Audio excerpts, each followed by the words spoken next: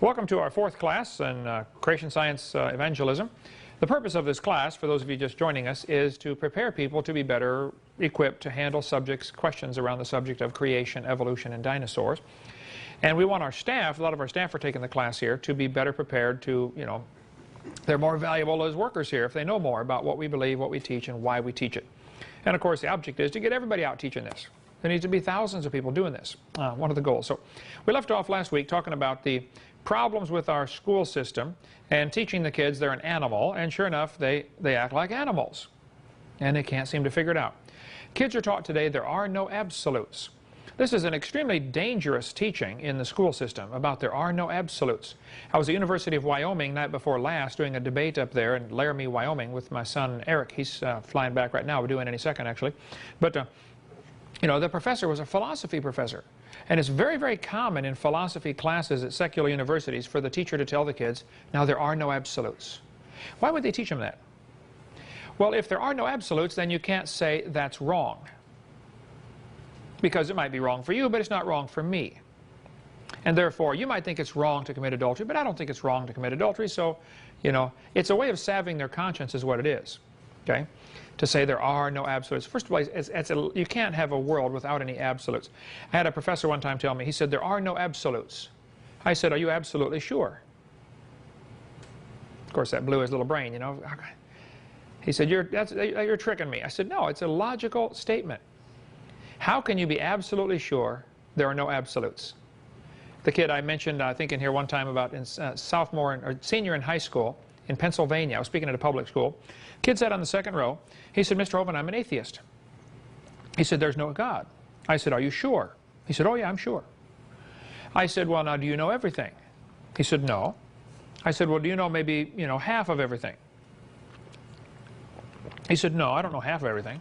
I said, well, let's just pretend for a few minutes that you know half of everything. Is it possible then that God exists in the other half you don't know? Wow, brand new thought rattled around his brain for a while and got lost. And then I said, well, son, if you're an atheist and there's no God, how do you tell right from wrong? He said, well, I decide what's right and wrong. He said, I'm the God of my own universe. And I said, well, I'm glad to hear about that, son, because I'm going to shoot you in 5 minutes. He said, you can't do that. I said, well, sure I can. You see, I'm the God of my own universe, and I decided it's fine for me to shoot you. What's wrong with that logic? One guy I debated here recently said, well, we have a collective knowledge. We just intuitively know what's right and wrong. Everybody knows right and wrong. Oh, well, let's tell that to Osama bin Laden. He knows it's right to kill anybody who won't convert to be a Muslim. He knows that's right. Let's tell Adolf Hitler, because he knows it would be best if the world was all Aryan, and everybody else was destroyed. He knows that. Adolf Hitler honestly thought he was doing the world a favor by eliminating what he perceived as the inferiors. Is there an absolute standard someplace? Who decides right from wrong? Is this something Bill Clinton should decide? Does he have any idea what right and wrong is all about? Would be the question. Is this something, Saddam Hussein should decide? Where's the absolute standard? Thus saith the Lord is mentioned in the Bible 413 times. Now that's absolute. See, the Christians have an absolute standard. Suppose I said to you guys doing construction around here, I said, John, we're going to build a building over here, but I'm going to give everybody a different tape measure. On your tape measure, this is 1 inch. Now, Kevin, on your tape measure, this is 1 inch. Okay? And on Nathan, your tape measure, this is 1 inch. So, how's that building going to look? It's going to be a royal mess, isn't it?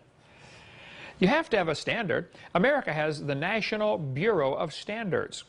They keep a standard meter, a stick made out of some kind of special metal. I'm sure it cost a bunch of money because the government paid for it, we paid for it.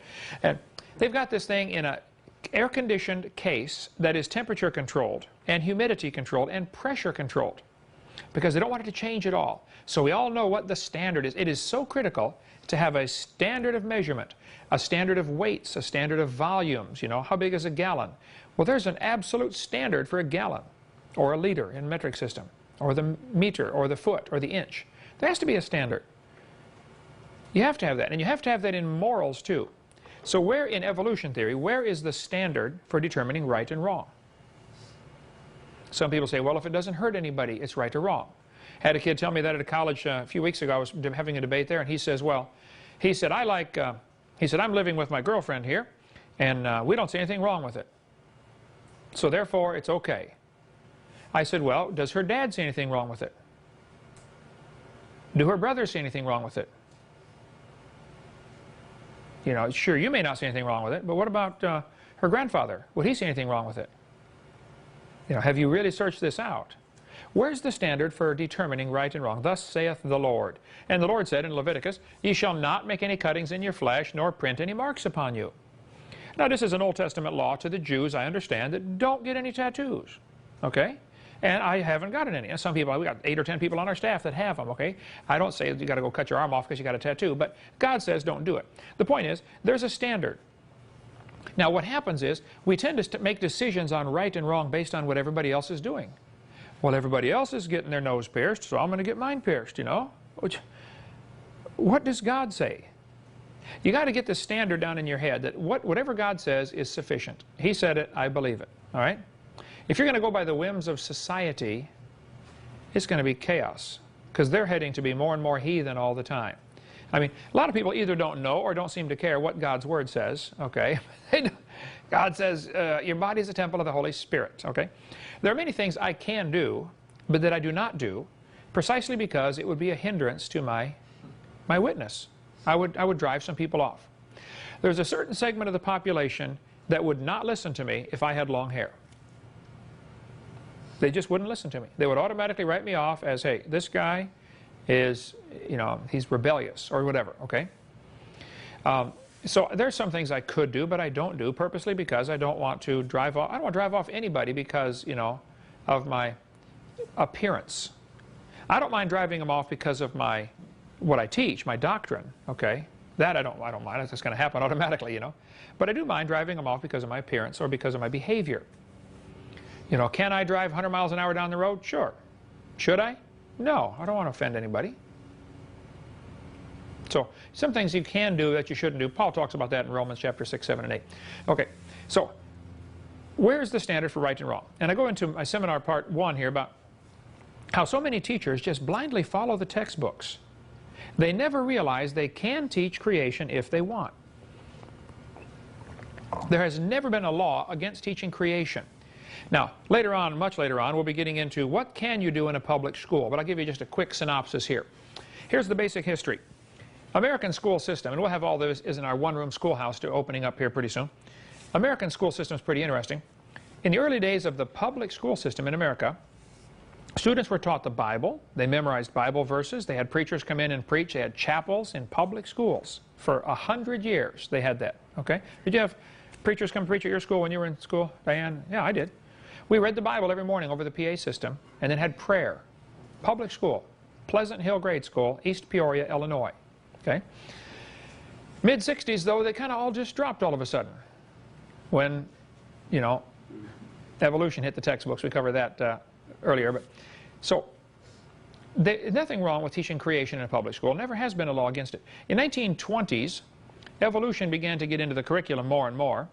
And by 1925, I believe it was, Tennessee passed a law that said you cannot teach evolution in the schools. Several states were passing laws banning the teaching of evolution. Now, this was 1925, you know, the roaring 20s when everything's wild and loose and, you know, people are looking for a way to get rid of God, okay? And so several people said, hey, we've got to challenge this law. We have to stop this. And so the ACLU, the American Communist Lawyers Union, said, let's find somebody in Tennessee who's willing to challenge this law. It's called the Butler Act, B-U-T-L-E-R. Write that down. That'll be good. The Butler Act of Tennessee was passed in 1925, which said you cannot teach evolution. You cannot teach that humans have an ape ancestor. I forget the exact wording of the act. I've got it in my office, but they said you can't do that. Well, the problem is Tennessee had already voted in a biology textbook by Hunter that taught evolution. So here they got the legislators saying you can't teach evolution, but they voted in a textbook that teaches evolution. I've got the textbook in the library there, Jonathan, right by your desk. Have you seen that? was it 1911, I believe, was the time that book was written. It's one of the biology books that sit right behind the radio station by your desk there. It's by Hunter. You look in there for a 1911 book, if you think of it, it'll bring that out. I'll show you sometime. But they taught evolution in the book, and Tennessee voted it in. Anyway, they advertised in the papers, would any teacher be willing to say he taught evolution so we can, have a court case and get this law overturned? See, laws can be overturned several different ways. The most common way is to get a court to rule that it's unconstitutional. You can't do that. So somebody passes a law, you can't spit on the sidewalk, and you don't think that law is logical or reasonable. So when somebody's arrested for spitting on the sidewalk and they bring him in before the jury, and if you're on the jury, you have unbelievable power as a juror. There isn't probably one juror in 100,000 that knows what power he has. He has all the power over the law, over the court, over the judge. He is in charge and doesn't even know it. They're never told that, that's for sure. So the guy's called in, he's going to be a juror, and they call up all the evidence. There's a law right here, statute number 4729 says you can't spit on the sidewalk. Here we got George here. Here's the videotape. Watch him, folks. Watch him spit on the sidewalk. Sure enough, he spits on the sidewalk. See, we caught him in the act. We've got it on videotape, and we got 5 witnesses, and they call in the witnesses and say, did George spit on the sidewalk? Yep, I saw him, and his time was, and they all agree he's guilty. But you as a juror think the law is stupid. The question is not, did he spit on the sidewalk? I mean, it's obvious he spit on the sidewalk. The question is the law constitutional? So you as a juror can say, not guilty. Your not guilty vote, of course, the rest of the jurors are going to say, what do you mean not guilty? What? And they're going to try to, berate you into voting their way, because they want to go home. I don't want to deliberate on this for 6 days. Come on, let's go home. Why are you holding out on this? Because, guys, this is the purpose of a jury. We are judging not only whether he's guilty, we're judging whether the law is any good. And this law is no good. So I'm voting not guilty. Now, you can take as many revotes as you want, but I'm not changing my mind. And they're eventually going to come back out, and the jury foreman is going to say, Your Honor, we find the defendant not guilty. And everybody's going to go, what? And you're all going to go home. The Butler Act, the ACLU wanted to do that. They wanted to get somebody convicted of teaching evolution because the law says you can't teach evolution. And then they wanted to make fun of Christians because of this. And they wanted to take this all the way to the Supreme Court and say, see, you can't teach evolution. Because keep in mind, in 1925, there wasn't much evolution in the textbooks. There wasn't much evolution at the university level even. But they were trying to get it into the schools, and sure enough, they did. And Tennessee said you can't teach evolution. So they had the court case, the famous Scopes monkey trial. John T. Scopes was a PE teacher. John T. Scopes, S-C-O-P-E-S. He answered the ad, and he met with some of the ACLU lawyers at the drugstore there in Dayton, Tennessee, a little sleepy town north of Knoxville, about 90 miles. And he said, guys, I'm a PE teacher, and I don't get into evolution at all in my class, but I did substitute one day for biology class because the teacher was gone or sick or something. So I was the substitute biology teacher, and we had a study hall. So we didn't teach any evolution, but I will claim that I did, if that will help you. And I think they paid him to do that. I don't remember what the deal was. I got the details in the office. They paid him to be the witness, And so John T. Scopes said, yep, I taught evolution, and they had a big court trial in Dayton, Tennessee. July 1925, boiling hot in the auditorium, crammed with people from all over the country. People came from other countries, actually, to see this trial. And they were worried the courthouse was going to collapse. It was so full of people. So they finally, and it was hot, boiling hot, so they finally met outside. This is days before air conditioning. Tennessee is hot, in July. So they met outside, they held court out there. And after 10 days of trial, the ACLU tried everything to bring in evidence for evolution. They wanted to bring in, Piltdown Man and all the latest finds of evolution. And the judge says, well, no, forget it. None of the evidence for evolution is going to be allowed because that's not what's on trial. The question is, did he break the law? Simple. The law says you can't do it. Did he do it?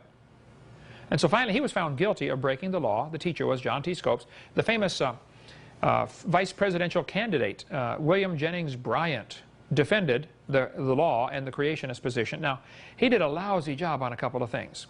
He did not take what's called the young earth creationist position. William Jennings Bryant said, I don't know how old the earth is.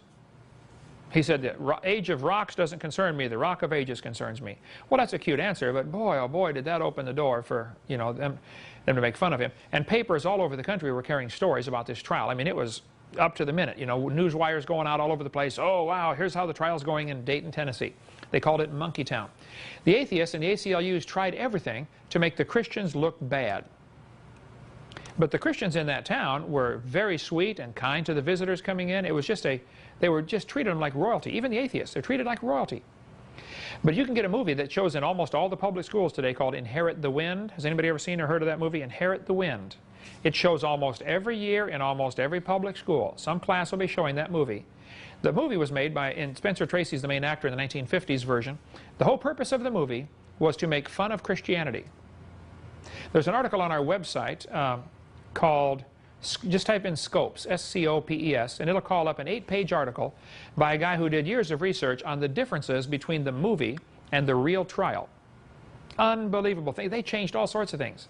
You know how Hollywood, if they're going to have a preacher in a movie, it'll be some wild-eyed, fanatical preacher holding an axe that's blood dripping off it because he just killed somebody. You know what I'm talking about? They do everything they can to make the Christians look bad. You know? That's what they did with this movie, Inherit the Wind.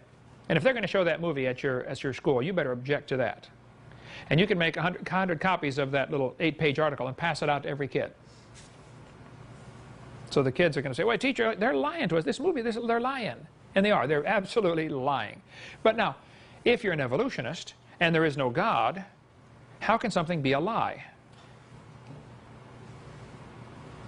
You know, like Pilate said to Jesus, what is truth? Well, he didn't know. Neither does Bill Clinton. Neither do many evolutionists. You know, what is truth? That's a good question. If evolution is a fact, how do you tell right from wrong on any topic? But anyway, then we'll cover more on this, what happened in the school system. But in 1925, the teacher was found guilty and fined $100 for breaking the law. He did teach evolution. Here's your $100 fine. Well, that was the minimum the law called for. The minimum fine was $100. So the judge said he gave him the minimum, $100. Now, there was a little technicality on how this was all done, and so they appealed it, and on appeal, the fine was overturned. He did not have to pay the fine. He was still found guilty of teaching evolution. And it remained illegal to teach evolution in many states until 1968. In 1968, the last law banning evolution was overturned by the court system, and so now it is okay to teach evolution. There has never been a trial on to say you cannot teach creation. That has never happened. 2 states, Arkansas first in 1980, I believe, and then Louisiana in 1987, those 2 states passed laws requiring that creation be taught. Requiring. Big difference. The court said, no, no, no, you cannot require creation be taught. We didn't say you couldn't teach it, we just said it can't be mandatory. There's a good impact article. By the way, if you don't get the impact articles, they're free from Institute for Creation Research. I would recommend you contact them on their website, icr.org, and say, hey, would you put me on your mailing list? And every month you get a new one of these. They're up to number 380 something now, I believe, one a month, so that's, you know, 380 months worth. They've been doing it since 1970s. They're 10 cents a piece, just little 1-page articles. They're powerful. You could order all of the back issues for like $38. Okay, and get them in the library if you want to come check ours out. But they cover every topic you can imagine. But this one, Impact Article number 196, was from October. Can't read the date there. Is that 1990? 1989. Okay, October of '89. They have an article about, hey, you can teach creation. You can teach creation science in a classroom. Everybody's worried about, oh, the ACLU said you can't teach creation in the classroom. Yes, you can. But here's what happens. The ACLU has learned all they have to do is threaten to sue a school, and the school will back down. Now, the fact is, they would lose the lawsuit. If they sued a teacher for teaching evolution, or for teaching creation, I'm sorry, they would lose. But see, the school principal looks at this and says, oh, no, a lawsuit from the ACLU is going to cost us millions of dollars to defend ourselves. So the principal is going to call in the teachers and say, look, you can't talk about creation, because we are afraid of a lawsuit from the ACLU. Now the teacher's got a problem. The court says they can teach it, the law says they can teach it, the Bible says they should teach it, and now their boss says they can't. What are they going to do? They're probably not going to teach it. Now, fortunately, many thousands of teachers go ahead anyway. They've learned what kids learn early in life. There's a lesson kids learn real early. Adults kind of forget it as they go along, but it's easier to get forgiveness than permission. Don't ask, hey, can I teach creation? Don't ask. Just do it, okay? Can I show Hovind's tapes in my class? Don't ask that. Just do it. Plug in the tape, and the kids are home saying, wow, guess what we learned in school today, you know? Dinosaurs lived with man. And then some dad's going to call the teacher and say, what are you showing my kid, you know? Oh, I didn't know there was anything wrong with it. You know, duh. What's the problem? And you can always respond with questions, you know, instead of real answers. Like Jesus responded with a question, you know, when they ask him, you know, is it lawful to pay Caesar? Oh, whose picture's on this? He's asking them a question back. You got to learn to do that. It's called, what's it, demur, traverse and demur. Somebody asks you a question, you respond with a question. Especially if it's a official, you know, trying to get you, you know, nailed on something, you know. Oh, let me just respond with questions, you know. Another long story. We'll get into that more later. Anyway, you should get these impact articles. Teachers can teach creation science in the classroom. Arkansas and Louisiana are the two states that passed laws requiring creation be taught, and nobody caught on, hey guys, this is unnecessary. Suppose you passed a law in Florida that said teachers are required to breathe. And some teacher says, that's a dumb law. I'm going to sue the state for passing that law. Well, the courts would agree with you. You can't make a law that says you're required to breathe. Now, you probably ought to breathe, and you probably will if we leave you alone, okay? But you can't say you're required to. And they didn't say you can't teach creation. They never said that. They just said you cannot be required to teach it. That's all. Stephen Gould, who's an evolutionist, he's a creationist now because he died, because he knows better, but he was an evolutionist at Harvard University. He hated creationists. I tried to get him to, you know, talk to me, or I tried to witness to him. I sent him my videotapes. I went up there to see him, and he was gone, but his secretary let me in his office and said, oh, there's my videotape sitting right behind his desk. So I hope he saw him. I don't know, but when he died, with my tape sitting on his shelf in his library at Harvard University. But Stephen Gould said after the verdict from the court ruled the Louisiana law is unconstitutional because the Louisiana law required they teach creation. Stephen Gould commented on that in the New York Times. He said, no statute exists in any state to bar instruction in creation science. It could be taught before, i.e. before this law was passed, and it can be taught now. Even he knew you can teach creation. Roger Baldwin is the founder of the ACLU, and he said very clearly, the purpose of the ACLU is the advancement of communism. Communism is the goal. That's why we're doing this. Every time you see a slide of mine that has a little asterisk, you look right under the picture, you see the asterisk down there? That means there's more information in the notes section.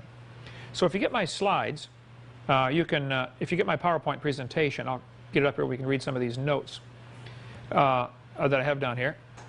ACLU founder Roger Baldwin said, I am for socialism, disarmament, and ultimately for abolishing the state itself. I seek the social ownership of property, the abolition of property class, the sole control of those who produce wealth. Communism is the goal. ACLU started in 1920 by Roger Baldwin, the same year he went to the Soviet Union, and he liked what he saw. He returned home and began incorporating its values into the agenda of his organization. In fact, in 1927, he wrote a book called Liberty Under the Soviets, extolling their atheistic, materialistic concept of life as the answer to America's problems. This is documented in the testimony of Earl Browder, former General Secretary of the Communist Party, USA. He claimed the ACLU functioned as the transmission belt for his party. This is how we're going to get it done. So, I call it the American Communist Lawyers Union for a reason.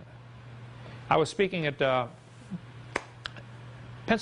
junior college in Fort Walton, Okaloosa Walton Junior College, Community College, OWCC.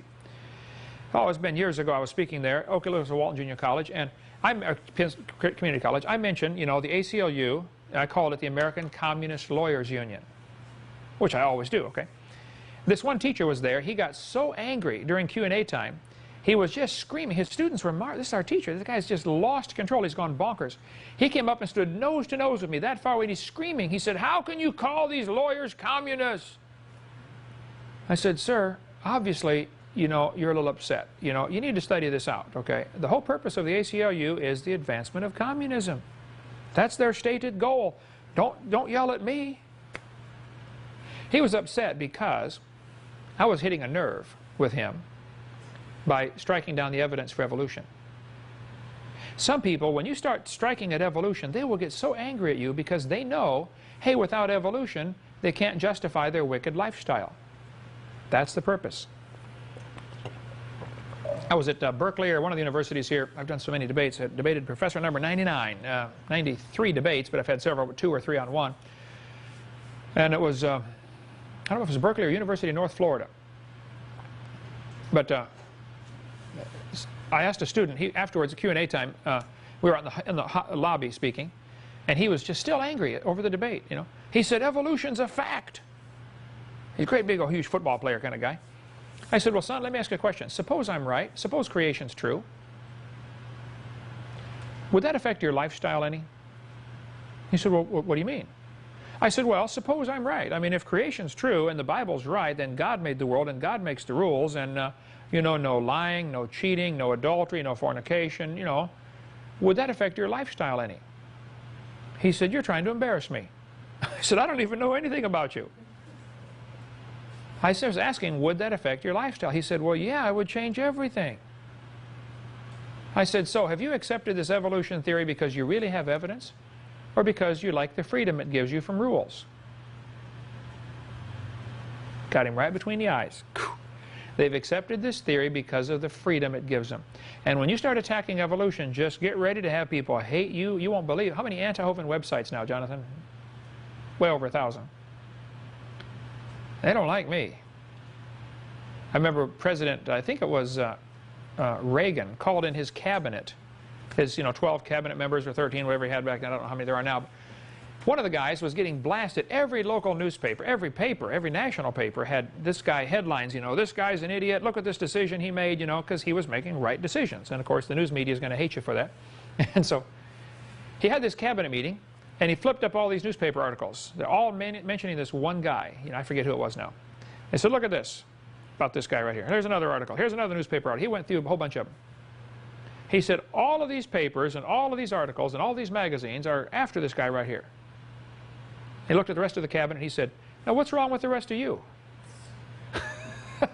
How come you're not stirring up trouble like this, you know? How come you don't have an website against you, you know? Look, if you throw a rock into a pack of dogs, guess which one yelps the loudest? The one that got hit, okay?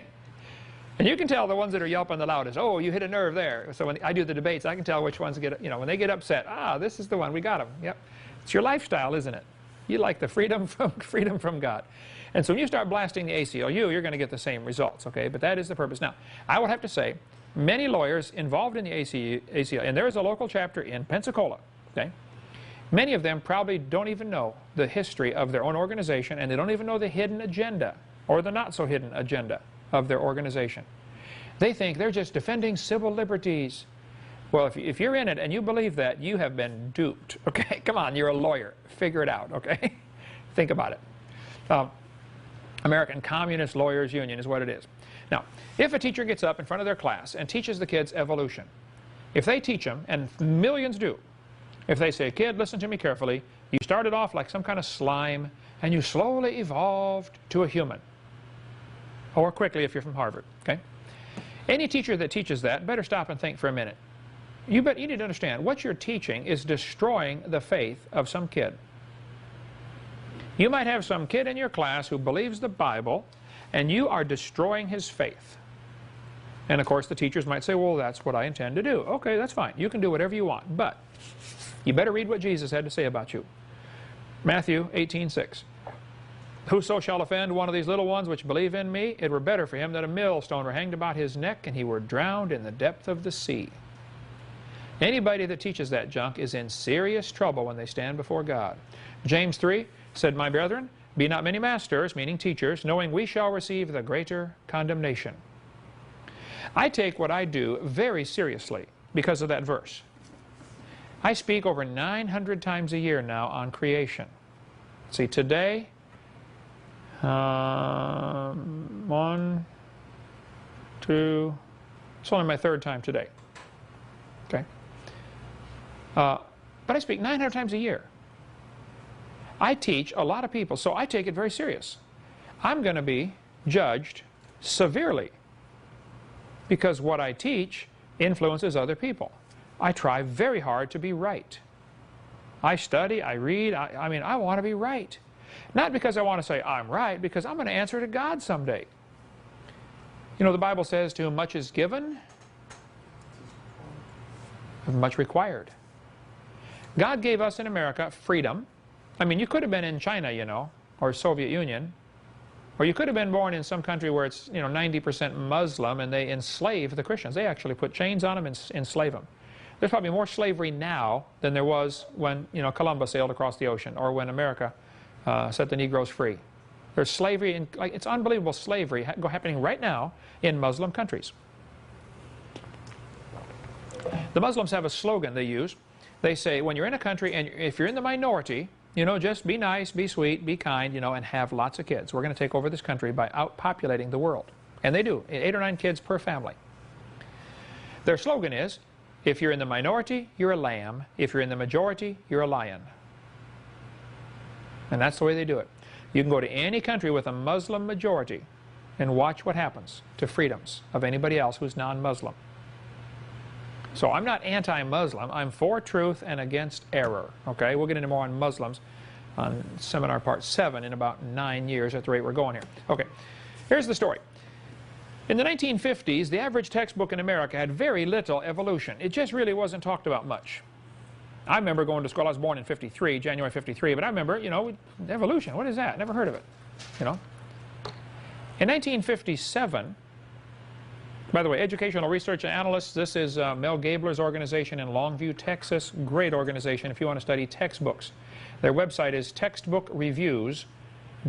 Is it org or com, Jonathan? Do you remember? Textbookreviews.com? Try both. Textbook Reviews.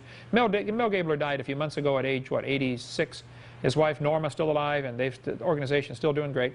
But he started 40-some years ago when his son brought home a textbook, and it had just a serious mistake in it. You know, like Abe Lincoln was George Washington's vice president, or something like that. He said, what? What? And he began reading the book and found all kinds of mistakes.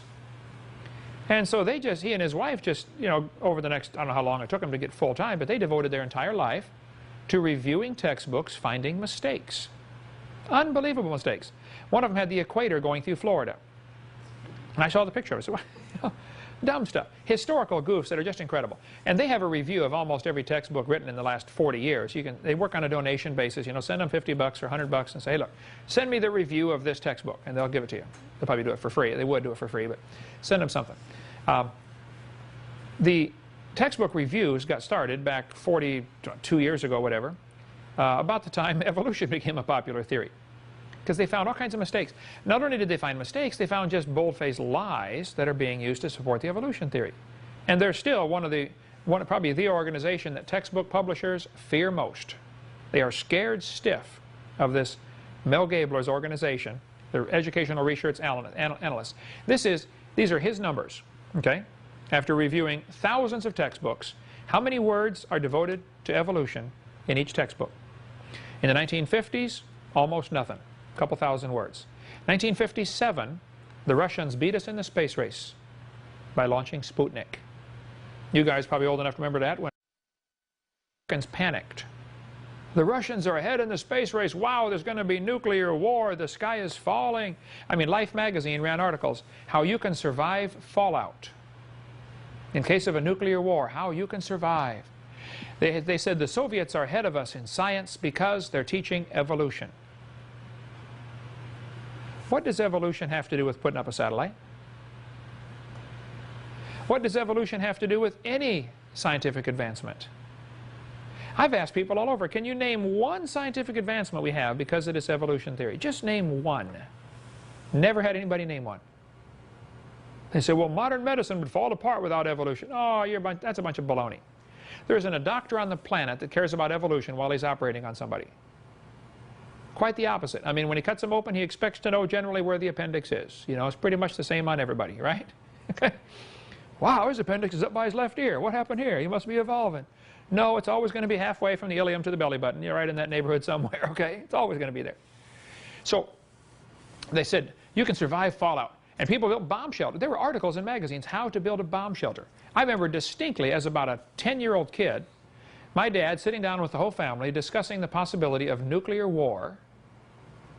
1963. 62, 63 in there. He said, kids, there's a possibility, you know, we're going to have nuclear war. The Soviets are so far ahead of us in science, and we may have to build a bomb shelter. And my dad was quite the builder, always building stuff. We built several houses as a family, the kids and I, and dad and the kids together. And we had serious plans to build a bomb shelter in East Peoria, Illinois. And probably several hundred people in our city did. And they stocked it with fresh water supplies and fresh food and, you know, batteries and flashlights. I mean, they had a whole list in the paper. Don't forget to bring this and this and this, and, you know, it was incredible. It was scary because people were scared, oh, wow, the Soviets are ahead in science. And the excuse was they're ahead because they teach evolution. In 1959, it was the 100-year anniversary of Darwin's book being published. Now, I have said in my previous seminars, and I found out it's wrong, okay, so I'm going to correct it here right now. They did not publish a 1959 anniversary edition that we can find. If you can find one, let me know. But I have said, in the 100-year anniversary edition of Darwin's book, you know, Arthur Keith said blah, blah, blah. That is not correct. It's true Arthur Keith said that, but it's not true he said it there, okay? Apparently, nobody's been able to find a 100-year anniversary edition of Darwin's book. But it was the 100th anniversary of Darwin's book.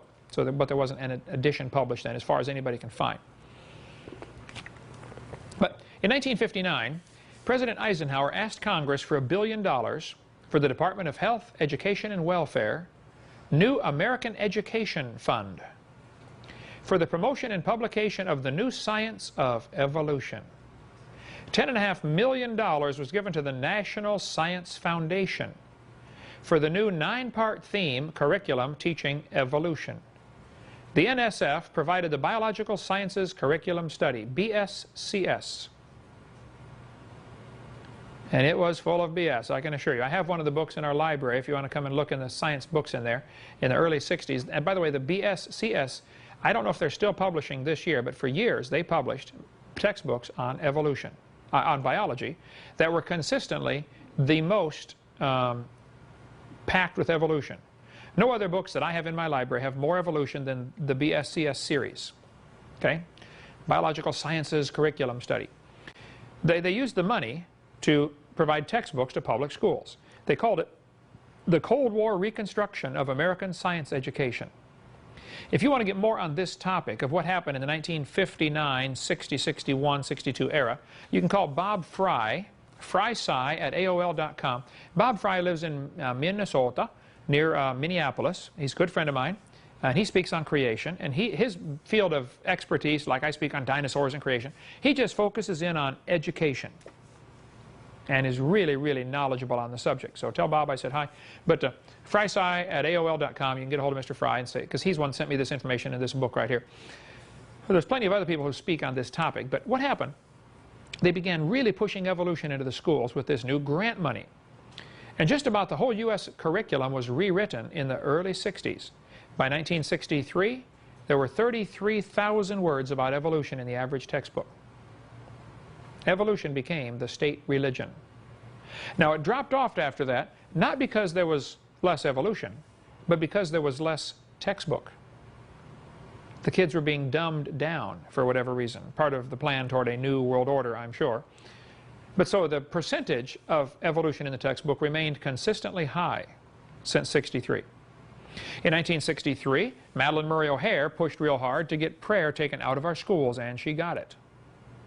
This was an amazing story. You ought to read this story by her son, William Murray, who wrote the illegitimate son, William Murray. He's an evangelist, travels around, preaches. He wrote a book called My Life Without God. You should read his life story, what it was like growing up as the son of Madalyn Murray O'Hair. Okay? And he now is as an evangelist. Of course, his mom died a couple years ago, but she drove her nuts, you know, that her son became an evangelist. What happened was he was going to school in Baltimore, Maryland. In 9th grade, the mother had wanted to go be a Soviet citizen. She hated America. She was a communist. She was an atheist, and they just weren't friendly to atheists over here, so she's going to go to the Soviet Union. So she applied for Soviet citizenship. She actually moved, her and the 2 illegitimate kids she had, to France, waiting for, you know, can I come into Russia? I want to be a Russian. I want to be a Soviet.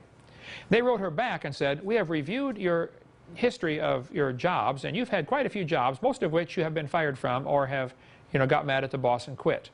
You don't have a good work record, and you don't understand. Soviet Union, you don't work over here, you don't eat. So we don't think you would fit in here, and no, your Soviet citizenship is denied.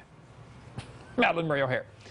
She came back to Baltimore, and she's all upset, She's mad at the world, and she's spent her whole life mad at everybody. And her son is in 9th grade now at this high school in Baltimore. She was late bringing him to class, and she walked into school, a few minutes late to bring her son to class one day, and she heard them saying the Pledge of Allegiance over the PA system. I pledge allegiance to the flag, one nation under God. And she said, do they say that every day here? He said, oh yes, Mom, wait till you see what's coming next. And after the pledge, guess what? They had prayer over the PA system in the school. And she hit the ceiling, all 300 pounds of her. She was so angry. She went in and screamed and yelled at the principal, I don't want my son to pray in school. He's an atheist. Well, so the school said, well, ma'am, he's welcome to go out in the hallway. Nobody's required to pray here. It's fine. He can go out in the hallway. And so she sued the school for allowing prayer. And she lost. The court threw it out, said, this is stupid. She appealed it, went to the appellate level. She lost again. She went to the state Supreme Court. She lost again. She went to the federal appellate court, I believe was the sequence. She lost again. She went to the Supreme Court and won. And prayer was taken out of our schools because of that lady's efforts right there. Now, there's a guy that lives in Mobile, Alabama that works at a church over there. It's a friend of mine. He's been over here many times at Dinosaur Adventureland. He worked for Madalyn Murray O'Hair in Texas at her atheist organization as a lawn keeper. And he carved her a special walking stick because she had back trouble and she had heart trouble, mostly head trouble, a lot of it. But he carved her a walking stick so she could walk around with his cane. She never knew it. But he had made the top where it would unscrew, and inside he hollowed it out, and it was a miniature version of the Bible inside there. She walked around with this cane with a miniature version of the Bible in her hand for years. Never knew it. Claiming atheism, God, there is no God. It's just a little bit of trivia to throw in there. But anyway, Madalyn Murray O'Hair, by 1962 or 3, had prayer taken out of our schools. And in 1963, we saw incredible problems come into the moral system of the world. We'll talk about that. We'll be back from a 5-minute break. What happened since 1963? Let's take up where we left off here before the break about what's happened since 1963. These are what we're going to cover now is what's called a moral indicator. How do you tell if a country's having trouble? Well, you can look at your own personal bank account and see some indicators that, wow, I'm in trouble. The balance keeps dropping every month. Or, my outgo exceeds my income. Or, there are indicators that you're going to have trouble if you don't do something to stop it. There are some moral indicators you can look at to say, wow, what's happening? We're going to have some problems here if we don't put a stop to this. Since 1963, the percentage of teenage girls having sex before marriage has grown incredibly. Okay?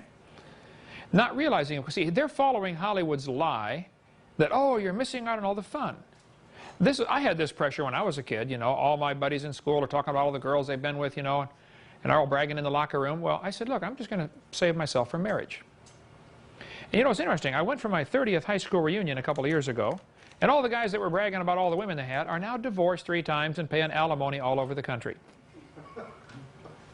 And I've been married 32 wonderful years and got a gorgeous wife, and my kids live right next to me, and all my grandkids come visit Grandpa all the time, and I'll take what I've got over what they've got any day. Just don't listen to Hollywood. They don't have a clue. But what happened, once you start teaching kids in the early 60s, hey, we're just an animal, we evolved from an animal. Well, what do you expect? Now, there may be several other things involved in this great rise. Okay, I'm not saying evolution is the only cause of it, but the teaching of evolution certainly is a major cause of what we're about to show you. Some people have argued, well, that's when color television became popular. Okay, well, you want to blame color TV for this? I suppose you can, but I don't know. Okay. Some people say that's when the birth control pill came out. Now, there you might be onto something. Okay, maybe the birth control pill does have a factor because people think, well, hey, we can have sex if I get, I won't get pregnant because I got this pill to take. Okay? Maybe that was it. 1963, though, was when we also saw a great rise in sexually transmitted diseases. Now, this is for 10 to 14-year-old kids. 1963, we saw a great rise in unwed birth rates. Again, for 10 to 14-year-olds, there's been a 550% increase in pregnancies. Why the different numbers? Well, the 100% is the increase in actual live birth rates. The 500% is the pregnancy, so the difference there are those being aborted.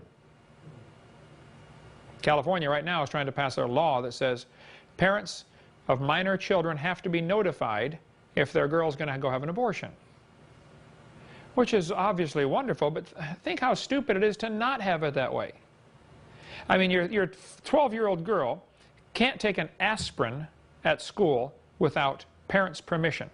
But she can go get an abortion, which is life-threatening. Can we possibly be that stupid in this country to allow such a thing? The number of out-of-wedlock births, illegitimate children, fatherless, raised in a fatherless home, has increased incredibly. Now, over a third of all the kids born at the hospital are born to a couple not married. In the black community, it's close to 60%. 60% of the kids were born in the hospital and the parents aren't married. Well, you say, big deal. Oh, it is a big deal. Kids who are brought up in fatherless homes account for 53% of the teen mothers. I mean, it seems to go on to the next generation, okay? 63% of youth suicides, kids who kill themselves, are from illegitimate children. 71% of high school dropouts, 85% of youths in prison, and 90% of homeless or runaway children come from these fatherless homes. It makes a giant difference. You have to have a dad in the house, the biological dad in the house. Now, kids that are raised without their biological mother and father can still turn out and serve God in incredible ways, okay? But the odds are against it. See, God says He will become the father to the fatherless. That's a powerful verse. I know many kids that were orphaned or whatever, or dad left the family or whatever. They claim that as their verse. God, I didn't have a father, and I want you to be my father. I'll become the father to the fatherless. Now, I had an awesome father who really took us kids seriously and taught us everything, okay? But not everybody has that. I understand. My dad was a far cry from perfect, that's for sure, but he was just a really godly man, loved the Lord, loved his kids, wanted to do right, you know. Timothy was a half-breed who never should have been born. See, the Jews were commanded, only marry Jews. Well, you can read Timothy's history. His mother was a Jew and his father was a Greek. Well, guess what that means? Mama disobeyed, okay? She didn't obey God's law. She got married to a Greek. Nothing wrong with Greeks, but Jews weren't supposed to marry anybody non-Jewish, period. And Timothy is the result. Well, he wrote 2 books in the Bible and was a great man of God. So if your parents messed up, I tell people, look, shut your mouth, quit your whining, and you go serve God with your life, okay? There are no excuses. You can't say, well, my dad left the family, so therefore, I'm going to be a bum too. You numbskull. You can go serve God. Just go do something for God with your life. There's been a 725% increase in unmarried couples living together. I remember as a kid, if you heard of anybody living together, not married, it was like, oh, that's terrible. Now, gee whiz, it's all over the place. God's word has not changed. Thou shalt not commit adultery. This is one of the 10 commandments, not the 10 suggestions, by the way, okay? He said, whoremongers and adulterers, God will judge. God, see, just like the taking of human life is very serious in just about every culture. I mean, if you murder somebody, you're in trouble, right? In just about every culture. The giving of life is very serious. In God's economy, starting another human life is a very serious thing. It's like if I handed, a 10-year-old kid a M16 and said, here, kid, I want you to carry this for me. It's loaded, ready to fire. I would say, now, here's the rules. Don't point it at anybody, okay, unless you intend to kill them. Okay? In the Marines, I'm sure you got that. Don't point at them unless you're going to shoot them or intend to kill them. Well, God gave us the ability to produce eternal souls. I mean, sex is not just a recreational sport. I mean, it's incredibly powerfully important. It's not just as a bonding agent for a family. That's the problem with these guys sleeping with everybody else. They're not going to have any bonding with their wife. They're not going to have a good wife. Not going to have a good marriage. Their wife can't trust them. They can't trust themselves. So I don't understand the people, that sleep around with everybody else. I didn't do that, and I don't understand those that do. But I know this, I'll take what I've got. After 32 years of marriage to the same woman, I'll take that any day over what they've got. All their bragging in high school, now they're not bragging. Now they're hurting every month when they pay that alimony check, okay? God said, whoremongers and adulterers, God will judge. Hebrews 13. By the way, that same passage says, marriage is honorable in all and the bed undefiled. But whoremongers and adulterers, God will judge. Matthew 5, Jesus said, I say unto you that whosoever looketh on a woman to lust after her hath committed adultery with her already in his heart. Not just actual adultery, but even looking and lusting. And I say in my seminar, look, ladies, that's why it's important how you dress. God designed the system pretty simple. The man looks at the woman's body, gets excited, and that causes the whole process of starting making children, okay? That's the way it works. I mean, it works that way in all the animal kingdom, too. So, if you're not in business, don't advertise, all right? And I don't know, here we are in Pensacola, you know. You go down to the beach and it's bear season all year long out there. Well, just because there's water and sand doesn't mean you can take off most of your clothes, okay? I don't understand. Well, I'm at the beach. Lady, you got less on than you do for underwear normally. I mean, if you were walking down the mall like this, you'd be embarrassed. But now there's water and sand and you're not embarrassed. Are you dumb in any other area? You know? Well, I just want to attract them. Well, you're attracting them all right, but it's not the kind of attention you want. And see, those women that attract people with their body, what are they going to do when they don't have a good body? What are they going to do when they're sick? What are they going to do when they're old? The husband's going to leave them for somebody else. So if you attract them with your body, well, then you're going to lose them when you don't have that body.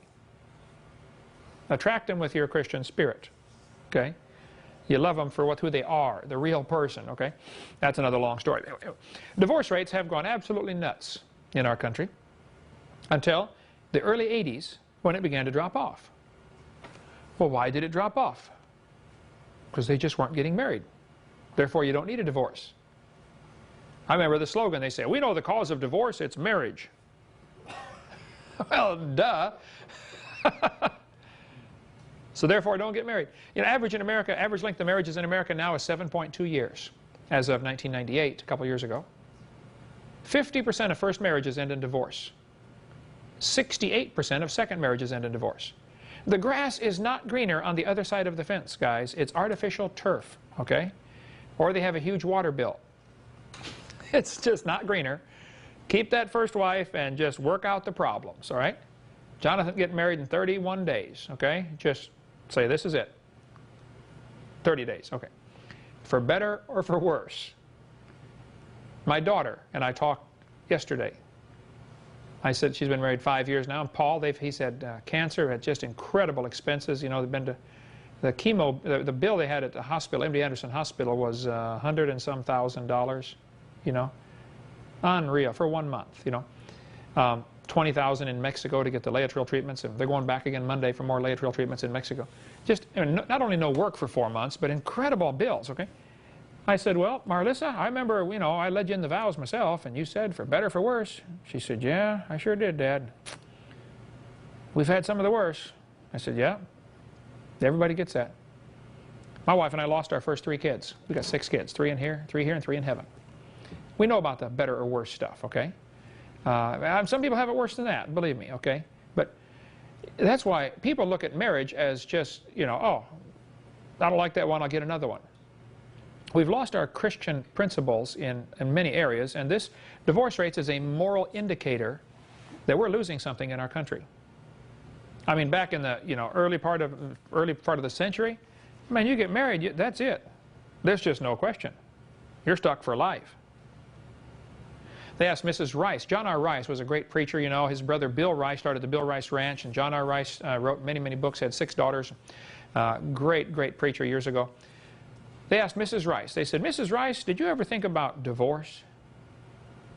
She'd been married like 60 years. She was at a women's conference, and Mrs. Rice said, divorce? No, I never thought about that. I thought about murder a couple times, but never thought about divorce. That was her answer. I can understand that too, real well, okay? Child abuse since 1963 has increased 2,300% since evolution became a popular theory. After all, if kids are just animals and parents are just animals, and the animal kingdom, I mean, sometimes, you know, animals abuse their children or kill them. Hamsters, the daddy hamster, I used to raise hamsters, man, you get the dad in there by mistake, he'll eat the babies. His own babies, he'll eat them. So, Grizzly bears, they'll kill babies, you know. Child abuse has increased. Is there any connection here between teaching them evolution and child abuse? I think there is, okay? Illegal drug use has increased 6,000%. Now, maybe that's because there weren't as many illegal drugs to use back then. That certainly could be a factor. But I think a factor that enters into this is a kid's thinking of, hey, there is no God, so I get to decide what's right and wrong, so hey, if it feels good, do it. Thomas Huxley, you might want to write that name down, Thomas Huxley, H-U-X-L-E-Y. When Darwin's book came out, Darwin kind of wrote the book, published it, and kind of went and hid, you know, in his house, because he knew it was going to raise a stink.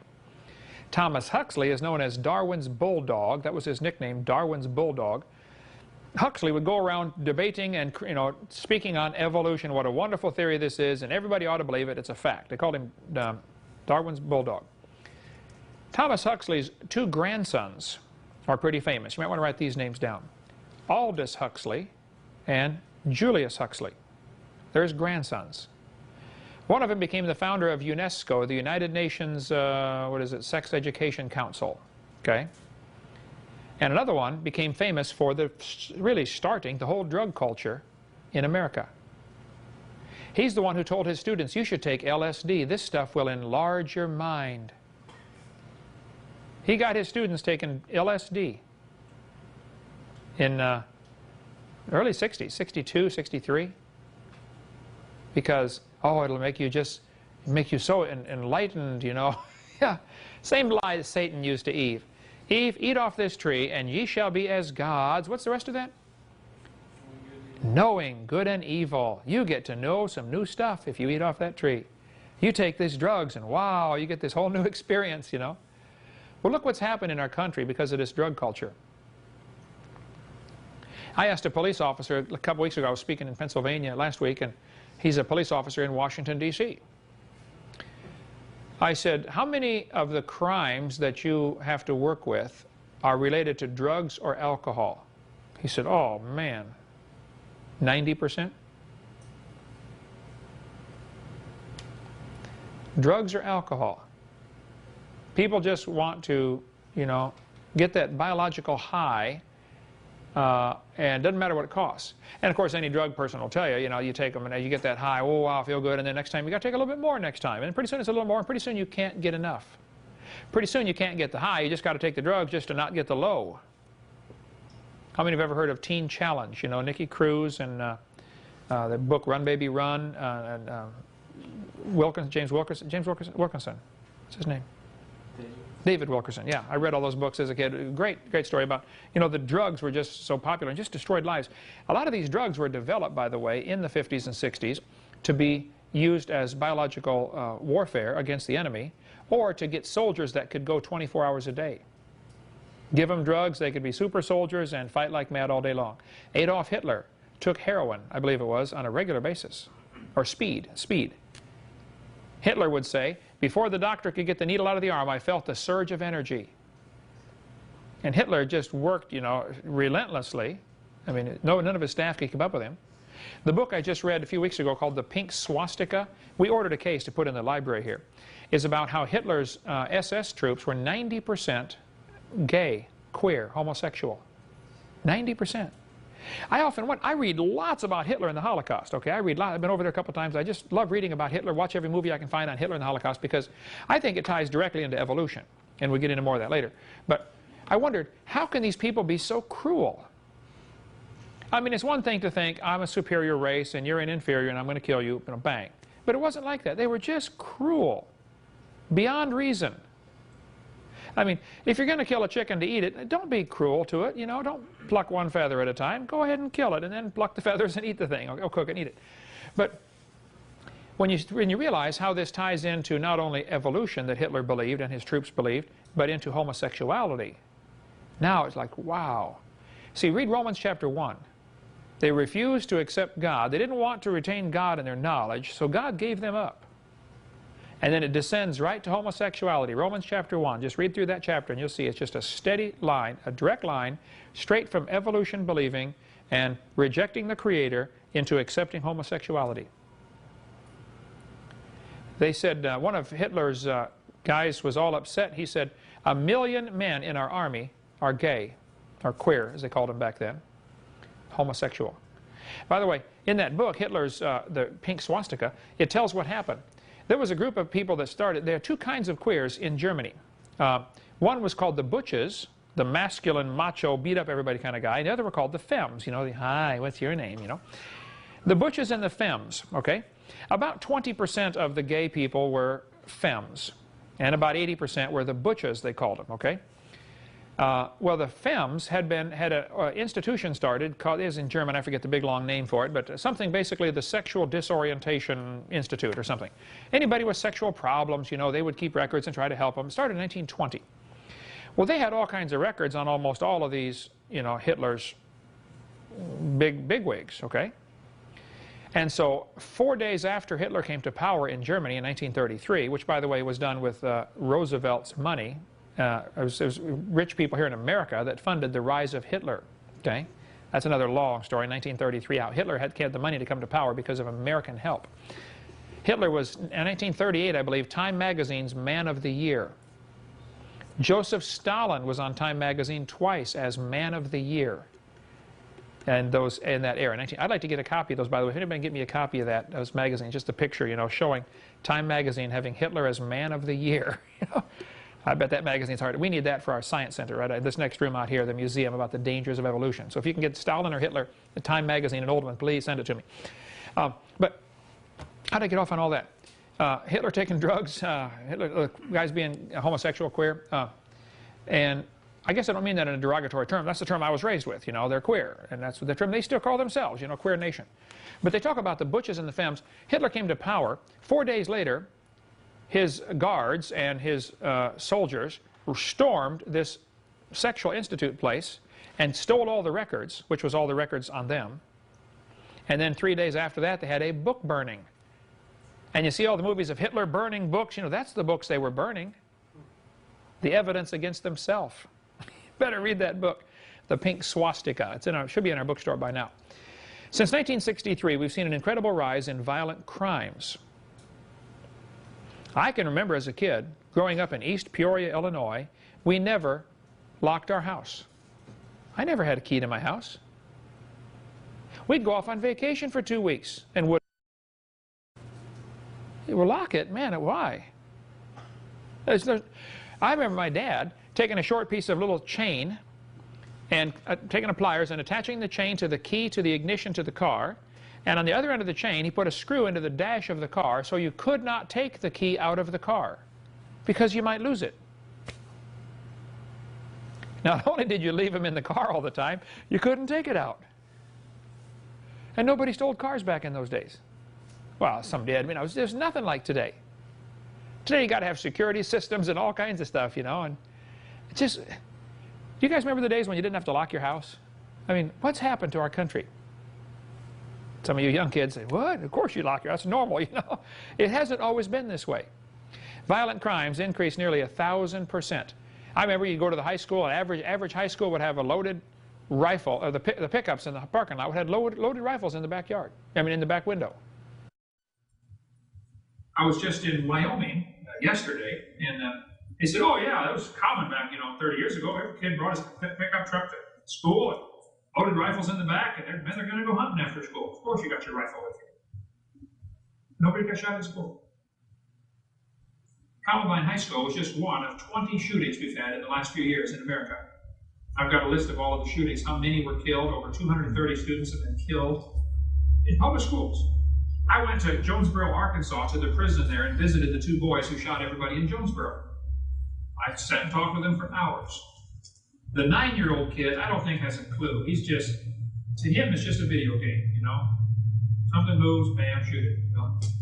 The 12-year-old or 13-year-old, whatever he was, it's going to, when he gets out at age 18, they're going to let him out. They can't keep him. And he's probably out, right? It's been like 5 years ago, so he's probably getting close, getting out.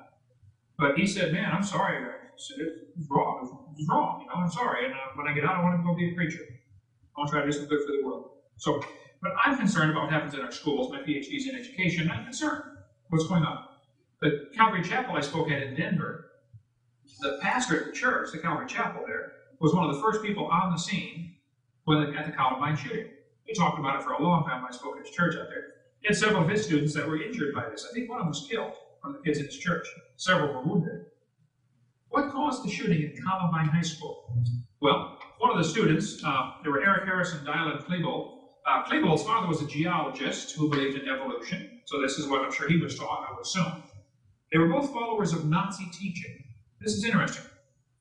The shooting took place on Hitler's birthday. They planned it for months. We're going to go in on Hitler's birthday as an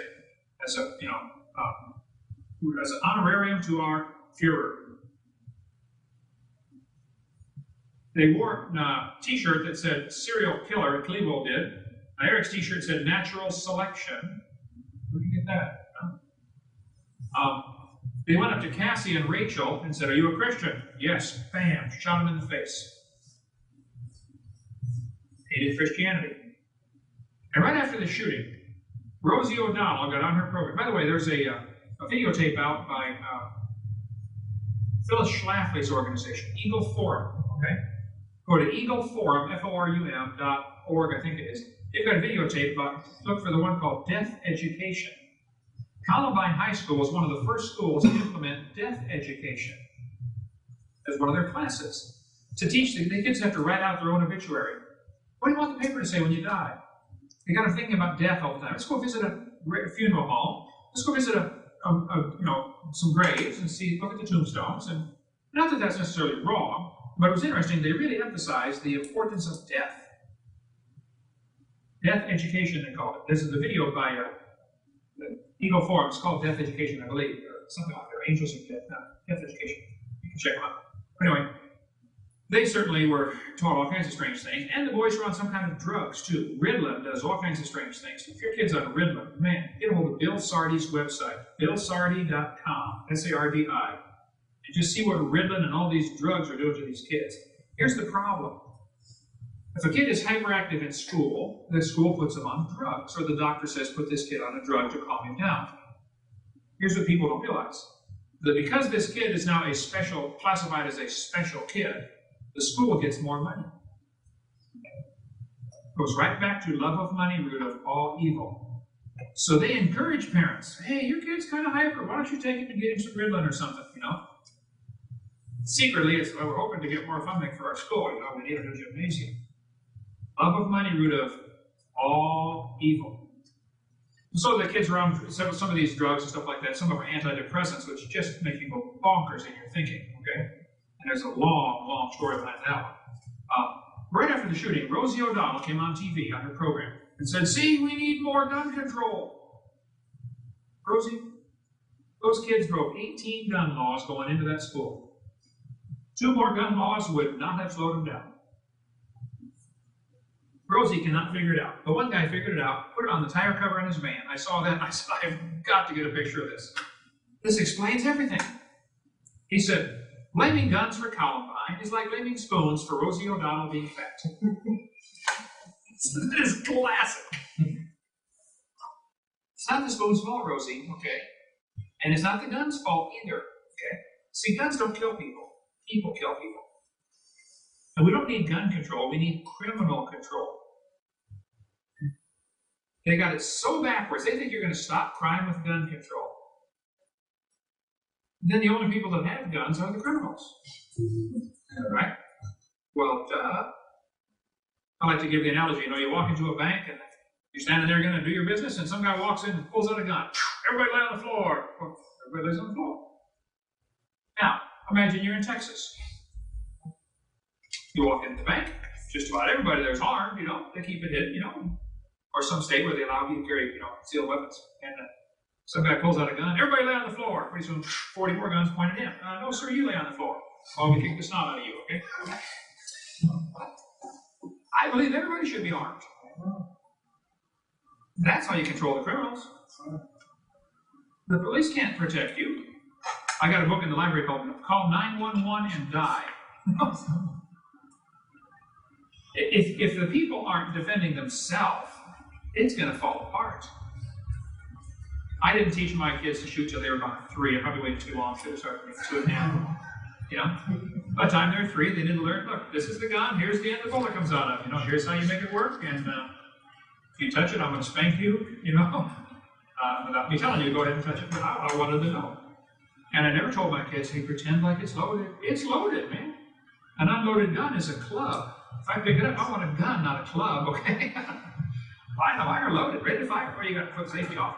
Pick it up, flip the safety, bam. I mean, I've never shot anybody. I hope I never have to. But it's one of those decisions you have to make when you're cool, calm, and collected. If somebody breaks in my house to harm my family, I'm going to shoot them. Not because I hate them, but because I love my family. It's just a decision you make when you're calm. You got to do that. Some people disagree. My dad was in the Marines in World War II, and as probably a 7 or 8 year old, we started going to the Mennonite church in East Peoria. And we went there until I was about 12, to the Mennonite church. Of course, they're pacifists, don't fight. Don't get involved in the war. Don't resist evil, don't fight, turn the other cheek, etc. And they kind of gave my dad a hard time for being, hey, you were in the World War II, you're an ex-Marine, and So we finally left the church, went to a Methodist church, out of the frying pan into the fire. But that's another long story. But the idea of not defending yourself, I don't see that in Scripture. There are two kinds of wars. There's wars of aggression, where you go try to take somebody's stuff away. Okay? Those are wrong. But when you're defending yourself from the aggressor, those are perfectly right, perfectly justified, perfectly fine. Somebody comes, tries to steal your stuff, or hurt your family, hurt your wife. One of my jobs as dad is to be the provider for the family. I take that as provide not only the groceries, but provide the safety. And somebody's, when my daughter was dating, I'd get to meet the new boys. Hey, son, good to meet you, and hey, what do you do for work? What do you do for hobbies? I'd say, I like guns. Let me show you my gun collection, And I'm a real good shot. Oh, I can shoot the eyeball off a frog at 100 yards without scratching his eyelid, I remember we had a rifle range in our basement when I was a kid. 22 rifles we'd shoot in the basement of the house, East Peoria, Illinois. We got where we would set up matches and light the match by striking it right on the right spot. You can hit right where the white part meets the red part and light the match. And then try to blow it out without breaking the match by getting the bullet to go right next to it. I mean, it got to where there's no competition after a while when you can put all 10 bullets in the same hole. So I like guns. I've never shot anybody. But I think we have gone nuts in this country with this gun control idea. They are the totally wrong branch of the tree. We control the criminals, not the guns. Okay? Go to Switzerland, look at their crime rate. Everybody's required to have a weapon and 1,000 rounds of ammunition. Switzerland's never been invaded. Now, maybe that's because they got mountains around them, but maybe that's not the reason, okay? SAT scores have plummeted since 1963. This is the Scholastic Aptitude Test, is what it stands for, SAT. This is the test the kids take to get into college. The college wants to see this score. How smart are you? Do we want you in our college, If we bring in a bunch of dummies, we're going to have whole new classes for bonehead English and bonehead math, and we don't want to do that, And we want our name, Harvard, to have some meaning to it, So you just can't come here unless you score a certain score on the SAT or college entrance placement exam or something. Well, twice in the last 40 years, they have dumbed down the test. They did it in the late 70s. They made the test dumber, made the answers easier. Notice the score went back up a little bit in the early 80s. They have dumbed down the test. They dumbed it down again in 1995. It's in the Chicago Tribune. SATs get dumber. New scores will be higher, but the standards are lower. So what does that mean? That means the test is becoming meaningless. I've got someplace in my computer, Jonathan. Did you see that? I'm going to give it to Daniel. The 8th grade graduation test from 1890. Has anybody ever seen any of those old tests from the 1800s?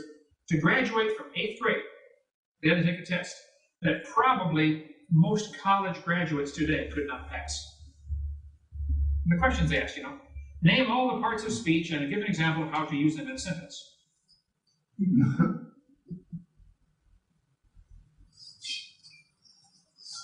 Name all the capitals, name the population, approximate population of each state of the Union.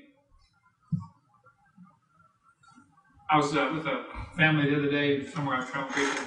This lady said, was it you, Diane? Said, I can name the capital of every state. That was good, yeah.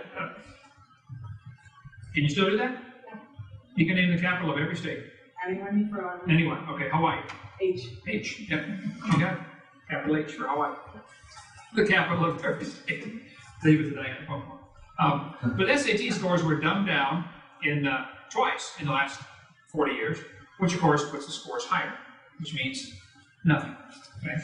Why don't we move the outfield, why don't we move the fence in Major League Ball to 200 feet instead of 400 feet for home run? And somebody's going to get a brand new record. Man, I've got the world record for home runs. Well, duh. They changed the standard. We have the world's record for the 100-yard dash. Well, why don't we move it into 80 yards? I bet somebody would get a new record. Wouldn't it? Teen suicide rates gone crazy in this country.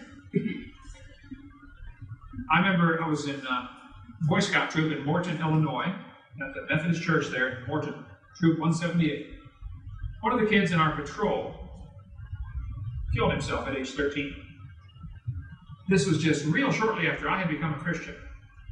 I got my Eagle Scout, dropped out of scouting at age late 15s, after been 15 for a while, and then shortly after I turned 16, I got saved and became a Christian. And I started going to church and reading my Bible and growing in the Lord. And I got concerned about all those kids that used to be in my scout troop. And one of my friends called me and said, "Hey, Kent, did you hear about Bill? He hung himself last night." 13 years old. A kid in my patrol. I had been felt nudged on by the Holy Spirit over the last couple of days before that to say, go witness to these guys, man. Go show them how to get saved. I will, but I'm kind of busy. I'm on the tennis team, and I'm real busy, and I'm in school, I just didn't do it. So I don't know if it's all my fault, but it's certainly partly my fault. He's in hell. It certainly is. But teen suicide rates gone crazy. If I told you if you kissed a frog, it would turn to a prince, you'd say, no, frogs don't turn to princes.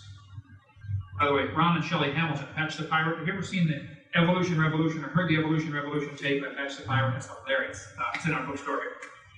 He got cancer in his left eye, his right eye, and got, no, it wasn't his left eye. I've got this picture backwards. No.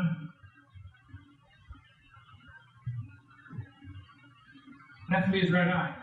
He got cancer in his eye. That was everyone. I think I got the picture inverted, but still, it had to be the right eye, wouldn't it? The picture inverted? No, maybe it's left one if the picture's inverted. That'd be the left eye. Yeah. I believe it was left eye, so I got the picture inverted. Who cares? Oh, I'm sure he cares, right?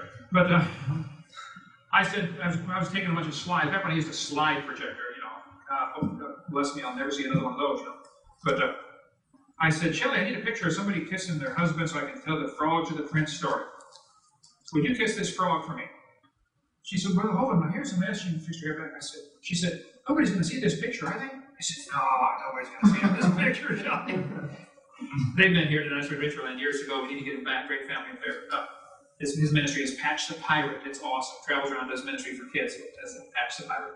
But long story. No, frogs don't turn to princes. Anybody with half a brain knows that.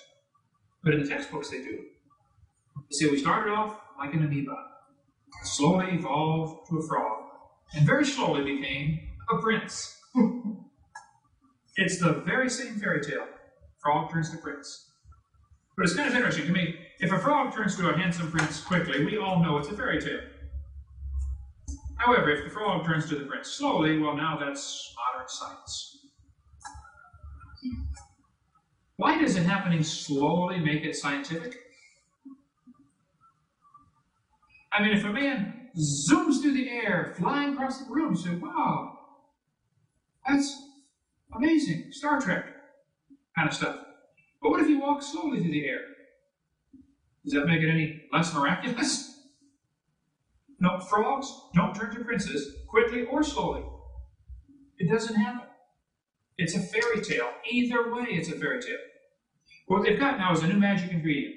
Instead of a kiss, no, that won't do it. You have to have billions and billions of years. Here's what happens. The human mind cannot comprehend giant numbers or giant quantities.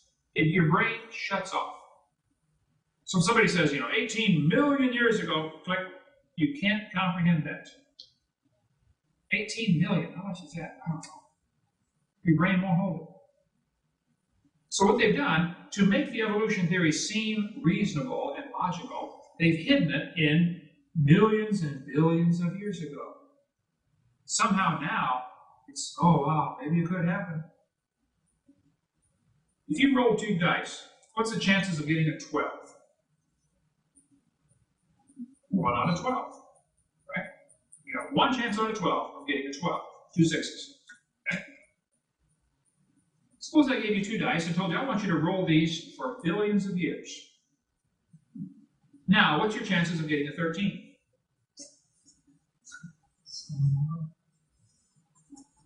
Still 0.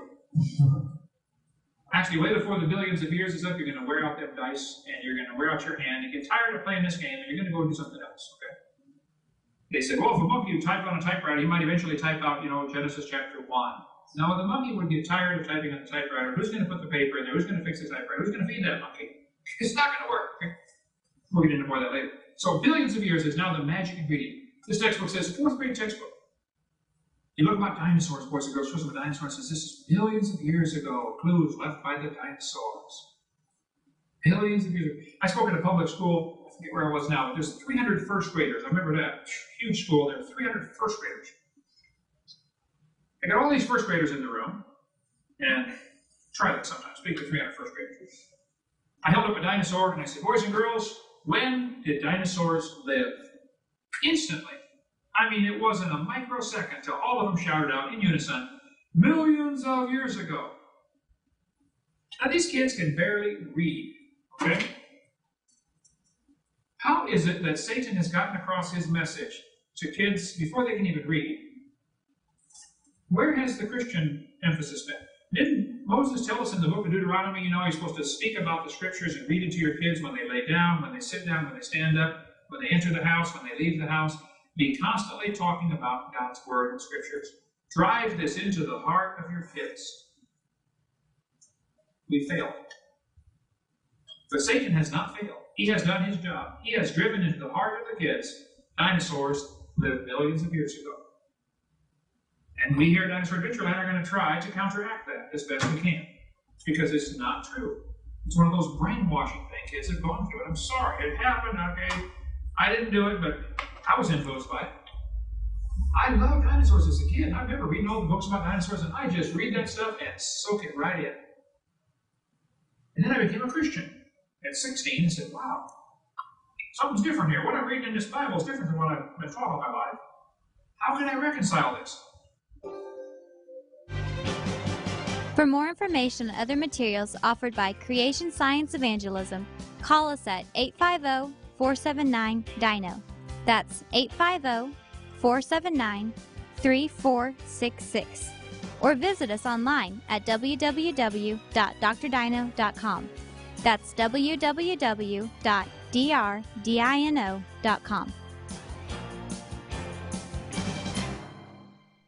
Oh, they kind of all just dropped all of a sudden when, evolution hit the textbooks. We covered that earlier. But so there's nothing wrong with teaching creation in a public school. Never has been a law against it. In 1920s, evolution began to get into the curriculum more and more. And by 1925, I believe it was, Tennessee passed a law that said you cannot teach evolution in the schools. Several states were passing laws banning the teaching of evolution.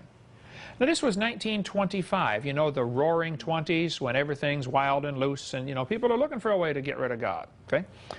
And so several people said, hey, we've got to challenge this law. We have to stop this.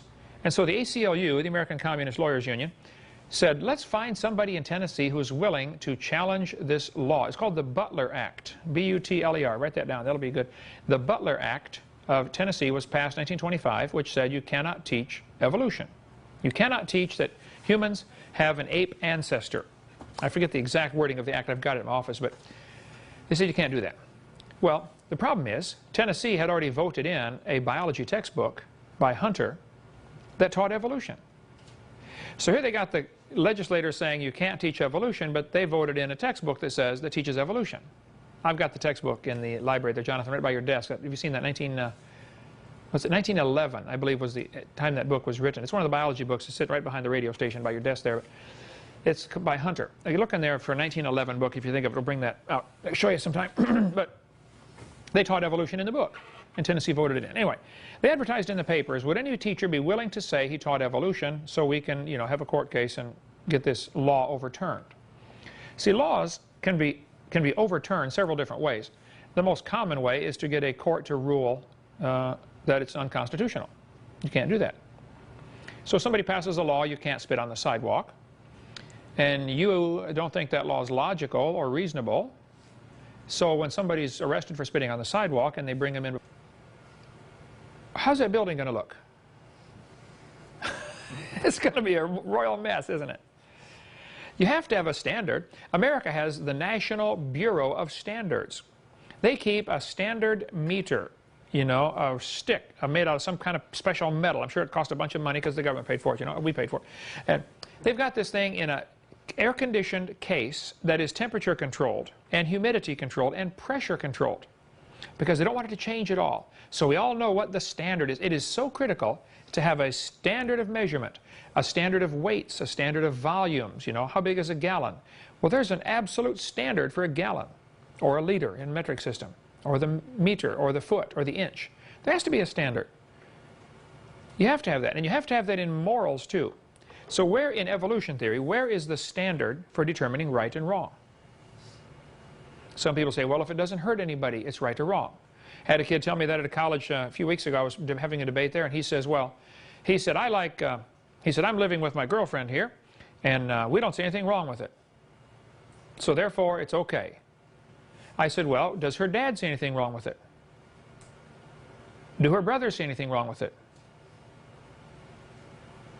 Sure, you may not see anything wrong with it, but what about her grandfather? Would he see anything wrong with it? Have you really searched this out? Where's the standard for determining right and wrong? Thus saith the Lord. And the Lord said in Leviticus, ye shall not make any cuttings in your flesh, nor print any marks upon you. Now, this is an Old Testament law to the Jews, I understand, that don't get any tattoos. Okay? And I haven't gotten any. And some people, we got 8 or 10 people on our staff that have them, okay? I don't say you got to go cut your arm off because you got a tattoo, but God says don't do it. The point is, there's a standard. Now, what happens is, we tend to make decisions on right and wrong based on what everybody else is doing. Well, everybody else is getting their nose pierced, so I'm going to get mine pierced, What does God say? You got to get the standard down in your head that whatever God says is sufficient. He said it, I believe it. All right? Oh, yeah, I'm sure. I said, well, now, do you know everything? He said, no. I said, well, do you know maybe, half of everything? He said, no, I don't know half of everything. I said, well, let's just pretend for a few minutes that you know half of everything. Is it possible, then, that God exists in the other half you don't know? Wow, brand new thought rattled around his brain for a while and got lost. And then I said, well, son, if you're an atheist and there's no God, how do you tell right from wrong? He said, well, I decide what's right and wrong. He said, I'm the God of my own universe. And I said, well, I'm glad to hear about that, son, because I'm going to shoot you in 5 minutes. He said, you can't do that. I said, well, sure I can. You see, I'm the God of my own universe, and I decided it's fine for me to shoot you. What's wrong with that logic? One guy I debated here recently said, well, we have a collective knowledge. We just intuitively know what's right and wrong. Everybody knows right and wrong. Oh, well, let's tell that to Osama bin Laden. He knows it's right to kill anybody who won't convert to be a Muslim. He knows that's right. Let's tell Adolf Hitler, because he knows it would be best if the world was all Aryan, and everybody else was destroyed. He knows that. Adolf Hitler honestly thought he was doing the world a favor by eliminating what he perceived as the inferiors. Is there an absolute standard someplace? Who decides right from wrong? Is this something Bill Clinton should decide? Does he have any idea what right and wrong is all about? Would be the question. Is this something, Saddam Hussein should decide? Where's the absolute standard? Thus saith the Lord is mentioned in the Bible 413 times. Now that's absolute. See, the Christians have an absolute standard. Suppose I said to you guys doing construction around here, I said, John, we're going to build a building over here, but I'm going to give everybody a different tape measure. On your tape measure, this is an inch. Now, Kevin, on your tape measure, this is an inch. Okay? And on Nathan, your tape measure, this is an inch. So, if you're going to go by the whims of society, it's going to be chaos, because they're heading to be more and more heathen all the time. I mean, a lot of people either don't know or don't seem to care what God's Word says, okay? God says your body is a temple of the Holy Spirit, okay? There are many things I can do, but that I do not do, precisely because it would be a hindrance to my witness. I would drive some people off. There's a certain segment of the population that would not listen to me if I had long hair. They just wouldn't listen to me. They would automatically write me off as, hey, this guy is, you know, he's rebellious or whatever, okay? So there's some things I could do, but I don't do purposely because I don't want to drive off. I don't want to drive off anybody because, you know, of my appearance. I don't mind driving them off because of what I teach, my doctrine, okay? That I don't mind. It's just going to happen automatically, you know. But I do mind driving them off because of my appearance or because of my behavior. You know, can I drive 100 miles an hour down the road? Sure. Should I? No, I don't want to offend anybody. So, some things you can do that you shouldn't do. Paul talks about that in Romans chapter 6, 7, and 8. Okay, so where's the standard for right and wrong? And I go into my seminar part 1 here about how so many teachers just blindly follow the textbooks. They never realize they can teach creation if they want. There has never been a law against teaching creation. Now, later on, much later on, we'll be getting into what can you do in a public school, but I'll give you just a quick synopsis here. Here's the basic history. American school system, and we'll have all this is in our one-room schoolhouse to opening up here pretty soon. American school system is pretty interesting. In the early days of the public school system in America, students were taught the Bible. They memorized Bible verses. They had preachers come in and preach. They had chapels in public schools. For 100 years, they had that, okay? Did you have preachers come preach at your school when you were in school, Diane? Yeah, I did. We read the Bible every morning over the PA system and then had prayer. Public school, Pleasant Hill Grade School, East Peoria, Illinois. Okay? Mid-60s, though.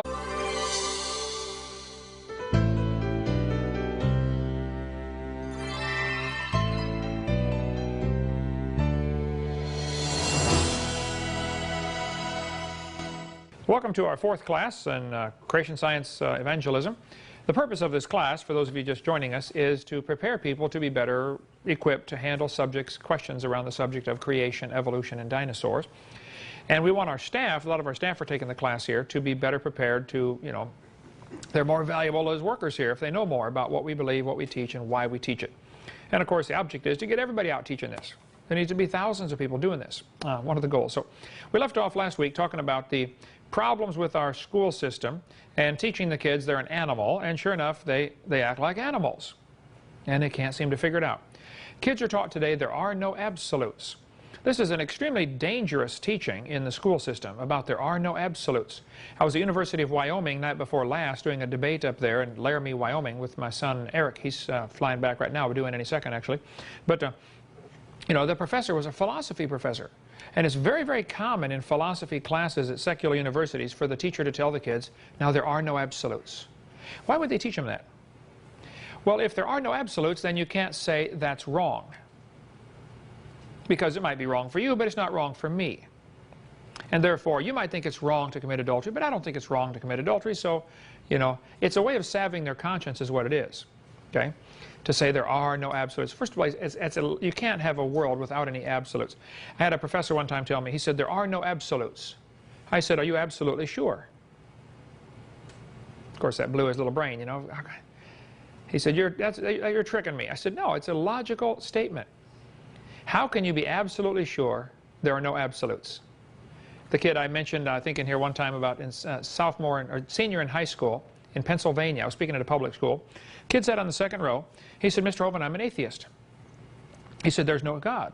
I said, are you sure? He said, oh.